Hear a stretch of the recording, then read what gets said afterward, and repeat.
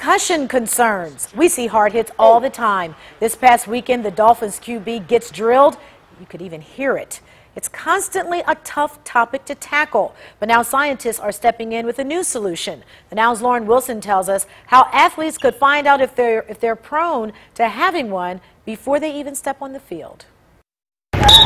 When it comes to physical activity of any kind, Coach Stevens stresses safety. Well, I think it's of utmost importance. It's just about we have to make a safer game, period, for anyone who chooses to participate. Being full aware of the damage concussions can have on his players, he tells me he starts every season with protective drills. We try to emphasize proper tackling techniques such as sliding your head to the side and keeping your head out of tackling and blocking. Knowing how to tackle is important, but scientists say the most impactful preventative measure could be found in your blood. There are biomarkers that we can measure. What people have been searching for a long time is a kind of a blood test. A new NIH study found the brain protein tau can be tested in athletes' blood pre-concussion to determine just how long that athlete may need to recover if that injury were to occur. There'll be actual objective measurements of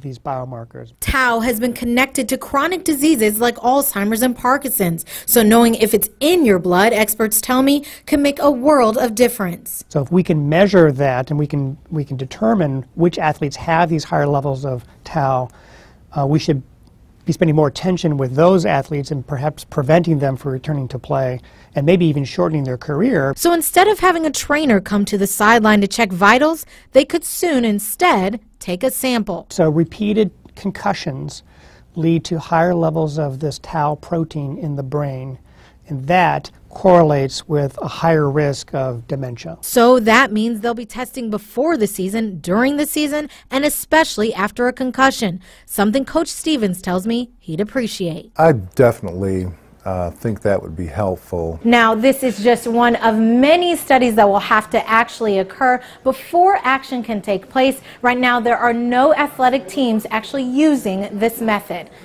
In Cleveland, for the Now, I'm Lauren Wilson.